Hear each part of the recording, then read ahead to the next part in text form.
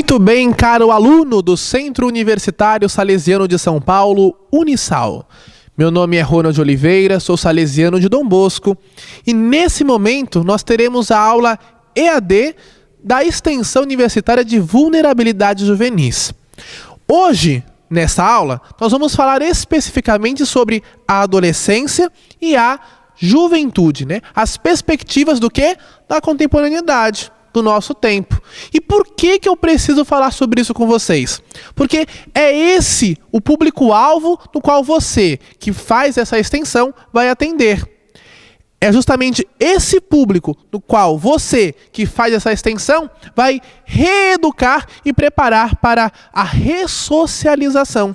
Vai preparar para a liberdade, né? Claro que, quando nós falamos de liberdade, esse é um contexto muito amplo, né? E que, diante da psicologia, diante da pedagogia, diante da filosofia, nós já temos vários contextos, não é? Vários significados. Mas você que também já fez essa aula presencial, né, já tem minimamente os contextos de onde eu quero chegar com isso.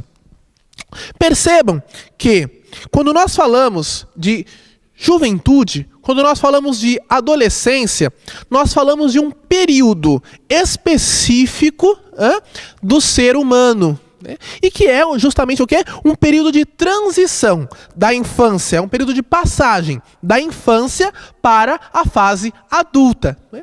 Só que nós precisamos, você que me acompanha nesse momento, precisamos tomar cuidado, né? Cuidado com o senso comum, de dizer, ele entrou na puberdade, ele já é adolescente, ele já é jovem, ele tá colocando intrigas, ele tá fazendo intrigas, né? Ele já é um adolescente, ele já é um jovem. Nós precisamos tomar cuidado com isso. Por quê? Porque cada ser humano também tem o seu tempo. E cada ser humano é um. Cada adolescente, cada jovem precisa ser tratado de uma forma diferente. E eu explico isso dentro dos contextos da nossa aula, do contexto da nossa extensão universitária, né? Eu tenho uma família, né? E dentro dessa família eu tenho 2 filhos. Um filho envereda pelo caminho ali da dificuldade criminológica, né? Da criminalidade, e o outro não. O outro faz uma faculdade, termina a faculdade, trabalha, né? Bom, mas aí você se pergunta, Ronald, esses 2 tiveram as mesmas possibilidades. Esses 2 tiveram as mesmas bases educacionais, né? Por que fizeram caminhos diferentes? Perceba que são jovens, né, têm a mesma idade ali, mas nós precisamos entender diferente, porque são pessoas, né? E nós não podemos colocar todos juntos no mesmo balaio, porque tem talvez ali a mesma idade. Tomem cuidado com isso. Quando nós falamos de juventude, quando nós falamos de adolescência, nós precisamos justamente contemplar e entender algumas questões que são para nós sérias, né? Como é um período justo de transição, eu preciso levantar algumas questões. Por um exemplo, a questão social, né? A questão social. Depois, nós precisamos trazer a questão cultural. Depois, vamos trazer também a questão antropológica.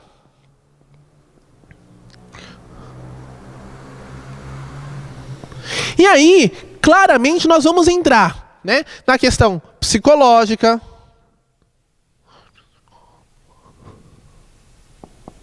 emocional. E aí, essa fase, como ela é uma fase de transição, ela vai nos remeter a uma questão essencial do ser humano, que, claro, começa lá na infância, mas ela se acentua na adolescência, na juventude, e permeia claramente no momento adulto, não é? E isso vai desembocar até o final da vida, né? A questão do autoconhecimento. A pergunta-chave: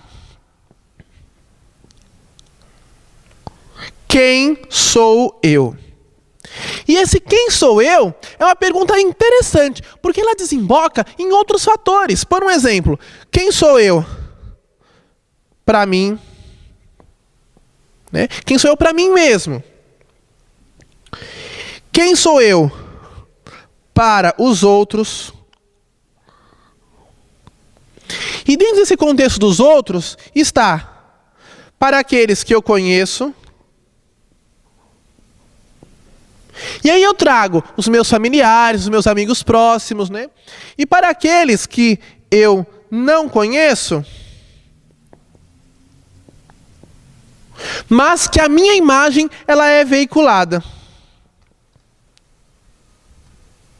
Que imagem eu tenho? Porque filosoficamente nós vamos trazer duas fases específicas, né, que desembocam na libertação do sujeito. Primeiro, quando ele nasce, ele está na infância, nós vamos chamar de processo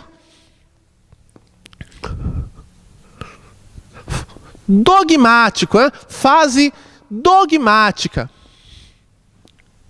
Quando essa criança ela nasce, ela recebe várias coisas, né? Nós temos aqui o contexto familiar,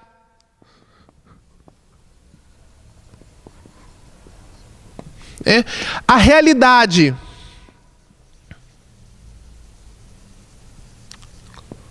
habitacional. E quando eu digo a realidade habitacional, eu digo o local onde ela vive, qual é o seu contexto, né? Onde é que essa criança nasce? Onde é que essa criança ela pisa, né? Para ser assim mais concreto, onde é que essa criança ela pisa? Qual é o horizonte dessa criança? E tudo isso, né? Os seus primeiros momentos na escola, os seus primeiros contatos com as pessoas externas que não são mais seu pai ou sua mãe, né? Mas são os parentes próximos, amigos da família. Quem são essas pessoas, né? E essa criança, na primeira infância, na segunda infância, ela vai o quê? Ela vai absorvendo, né? Ela vai absorvendo tudo o que ela aprende do seu pai, da sua mãe, do seu contexto.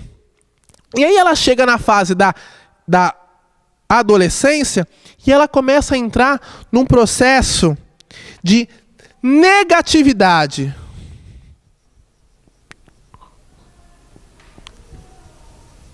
Esse processo de negatividade é justamente o processo do quê? Do questionamento.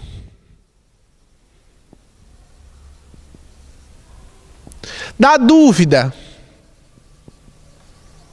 Da dúvida, né? E ela começa a questionar tudo aquilo que ela aprendeu. Tudo aquilo que ela assimilou como primeira pessoa ali, né? Tudo aquilo que ela conseguiu absorver, né? Entendam que isso é fundamental para que ela faça o quê? Para que ela tenha condições de realizar um equilíbrio para a libertação, para a sua liberdade.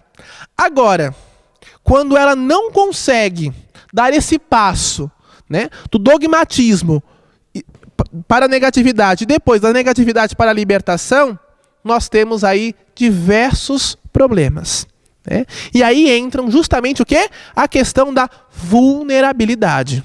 Se o processo dogmático, caro aluno, cara aluna, já é um processo vulnerável, se o básico familiar, e nós vamos perceber, nós vamos ver daqui a pouquinho, que a família ela é um fator assim dominante no processo de entendimento de si, né?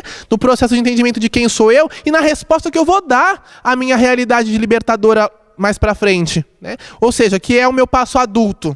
O adulto que eu serei, as respostas adultas que eu darei, elas vão dizer necessariamente daquilo que eu absorvi inicialmente, ou seja, a minha construção de horizonte de mundo, o meu horizonte de construção de realidade, do ser pessoa, né? Então, quando eu não consigo dar esse salto qualitativo, né, depois do dogmático para a negatividade, da negatividade para o processo de liberdade, eu, inclusive, perco sentidos. Sentido de vida, sentido de horizontes, eu não ganho mais perspectivas de futuro, e você vai ver que muitos dos jovens que nós acompanhamos nas medidas socioeducativas não têm perspectivas de quê? De futuro. Não têm perspectivas de amanhã. Por isso, a necessidade pulsante de viver o hoje. A necessidade pulsante de só se ter o hoje, porque não se sabe se está vivo amanhã. Quando você vê um caso assim, quando você vê histórias, quando você vê casos que eles mesmos contam, né, das suas realidades, quando você pergunta, por exemplo, qual é a sua perspectiva de futuro? O que você pensa em fazer depois que sai de uma fundação casa? O que você pensa depois de fazer assim... Quando você sai do processo das medidas, do cumprimento de medidas, ou o que você pensa, o que você pensou em fazer do crime? Por que você entrou? Por que você cometeu um ato infracional? Ele sempre vai dar respostas não longínquas. Ele sempre vai dar respostas cotidianas no sentido assim, hoje.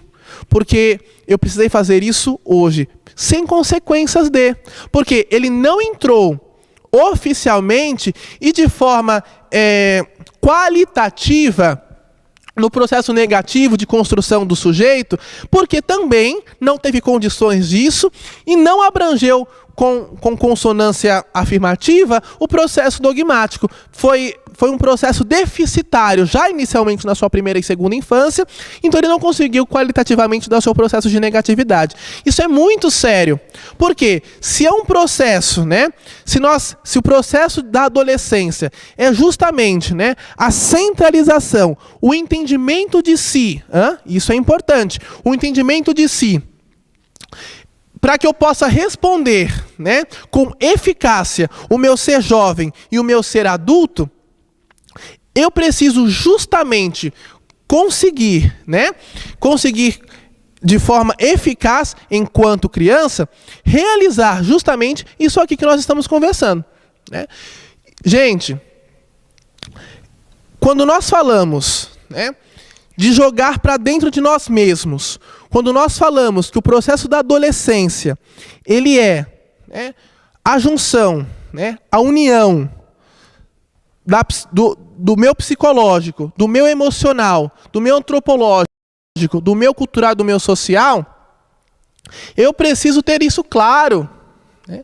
Se eu não tenho isso claro como pessoa, o meu processo transitório ele vai ser deficitário. Desculpem voltar isso de novo, mas isso precisa ser para nós fundamental. Nós precisamos ter clareza nesse entendimento. Se esse processo que nós fazemos na adolescência, ele não for um processo eficiente de questionar e, consequentemente, também responder na busca de um equilíbrio, eu me torno um sujeito adulto vulnerável, né? Antes da gente ir para o nosso fórum, vale a pena a gente discutir justamente por quê. Nós vamos entender a adolescência, novamente eu volto para o senso comum. A adolescência é o lugar das brigas, é o lugar dos confrontos, né? E aí nós entramos num palavreado chulo, né, de dizer assim, é um processo de aborrecência, é um aborrecente. Nós não temos paciência. Nós não temos paciência com aquele que quer e está no momento de se compreender, de se entender, né? De se fazer entender. Quem se questiona sempre vive em crise. E tenha certeza, caro aluno, cara aluna, e claro, porque você também já passou por isso, não é? Você sabe que a pessoa se torna aborrecente, mas ela talvez, inclusive, não se suporta. Para ela é difícil, para esse adolescente, sobretudo aquele que é vulnerável já, é difícil ele se suportar, no sentido amplo da palavra, no sentido de se dar suporte, e no sentido de suportar enquanto chatice mesmo, enquanto chatice, né? Porque às vezes o adolescente também não se suporta. E aí, nesse não se suportar, nesse não conseguir se suportar, é que ele, inclusive, pode cair nos atos infracionais. Lembrem-se, por quê? Porque ele não foi bem construído, né? Ele não conseguiu assimilar como deveria assimilar os seus processos, né? E aí, antes da gente ir para o nosso fórum, nós precisamos entender que o ambiente social, a juventude hoje, ela é construída a partir da sua realidade social, né? E quando eu falo disso, não posso não falar, por um exemplo, do capitalismo. Uma vez, trabalhando ainda em Curitiba, conversando com um jovem interno da Fundação Casa, perguntei para ele assim: fulano, por que você cometeu o seu ato infracional? O que passou na sua cabeça? Por exemplo, você acordou de manhã e diz assim: eu vou fazer isso. O que te levou? Quais foram as motivações? Aí ele me deu uma risadinha e falou assim: Ronald, eu tinha uma namorada, né? E assim, eu precisava dar alguma coisa para ela porque era o aniversário dela. E se eu não fizesse isso, certamente outro faria. Então, na hora que eu desci da minha casa, cheguei no centro, na Praça Rui Barbosa, que é uma praça central de Curitiba, eu vi uma bolsa. E aí eu achei a cara dela e foi essa a oportunidade que eu tive de conseguir continuar com o meu relacionamento. Percebam que essa é uma fala, né, que nos leva assim, a várias reflexões. A questão do consumismo, do ter e não do ser, não é? A questão assim da oportunidade, da falta de oportunidade, né? Aí você fala também da questão dos valores, tudo bem, mas lembrem-se que eu falei enfaticamente do processo de construção. O que é que esse jovem, na sua realidade, assimilou enquanto criança? O que é que nós vemos, por exemplo, nas televisões? O que é que nós vemos nas redes sociais? O que é que nós vemos incessantemente nos sites que nós entramos? O consumir. O consumir é importantíssimo para que eu seja na sociedade no qual nós vivemos hoje. Para a gente poder dar continuidade, nós vamos no nosso fórum agora e nós vamos debater um pouco sobre essa questão.